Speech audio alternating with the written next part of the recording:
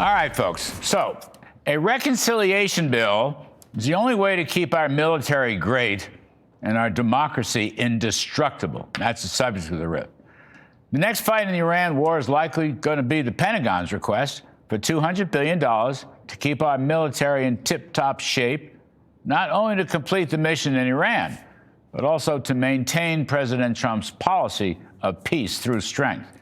We want the best for our men and women in the services, soldiers, sailors, airmen. They must have everything they need today, tomorrow, and frankly, forever. But you can bet the Democrats will use this war financing request for their anti-war propaganda and will seek to block this crucial funding bill. Now, I want to pause here before we talk about ways and means to get the money for our military.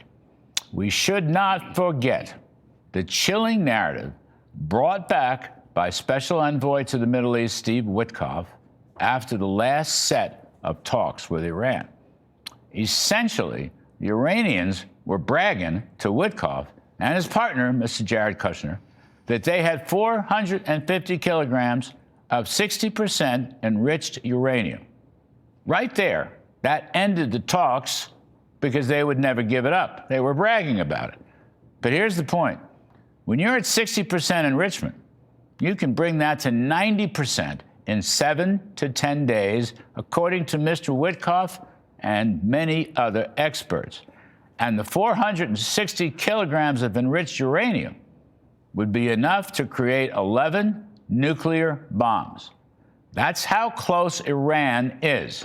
And that's because so many presidents before Mr. Trump neglected to do anything about Iran's nuclear advances. Now, Democrats might say they don't have the delivery system. Really? Well, they can deliver that nuclear bomb to neighboring Israel very quickly, or to our allies throughout the Middle East, or to the underbelly of Europe. Whether they're capable of producing an intercontinental ballistic missile is unknown, but there are a lot of estimates out there that it would be much shorter than generally assumed. Why risk any of that?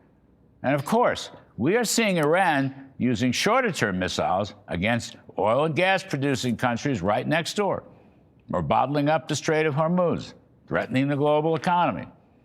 And since the early 1980s, let's not forget, our State Department has classified Iran as the largest state sponsor of terrorism. And of course, Iran has been waging war against the U.S. for 47 years. Death to America, remember that? Not to speak of death to Israel, the little Satan and the big Satan. That's how they see us. Let's not forget that either. This Democratic argument that there was no imminent threat has always been a bunch of phony balderdash. And we must not deny funding that may well be necessary to complete the mission in Iran. Now, as important as this Pentagon request is, because the anti-war Democrats probably all vote against it in the Senate, with perhaps Mr. Fetterman's exception, the GOP is not going to get 60 votes for the appropriation. That's why I believe it must be done as a reconciliation bill, which will require only 50 votes, plus the vice president. Speaker Mike Johnson and Budget Chairman Jody Arrington have already moved to prepare a reconciliation bill. So far, Senate leadership has shown no enthusiasm for it. But I'm here to tell you, it is the only way you're going to get the necessary military money.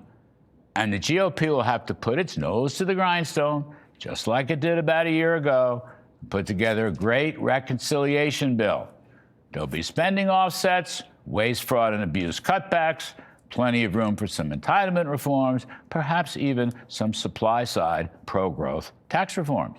But the most important issue will be our national security, completing the mission in Iran, and maintaining peace through strength. Now, one more point.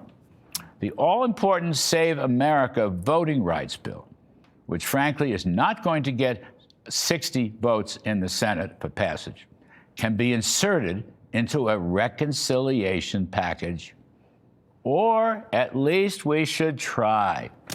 Because proof of citizenship and photo ID cards and other aspects of that bill will lay down national rules that must be enforced.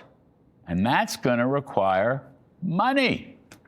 My guess is the Department of Homeland Security would be the appropriate election monitoring agency, just as securing the border required a significant fiscal expansion, so will enforcing the Voting Rights Bill. So I'm here to tell you the cleverest minds in Congress should put their heads together and generate a strong reconciliation package that will keep our military might and maintain proper voting laws to uphold the greatest democracy in the history of history. And that is my riff.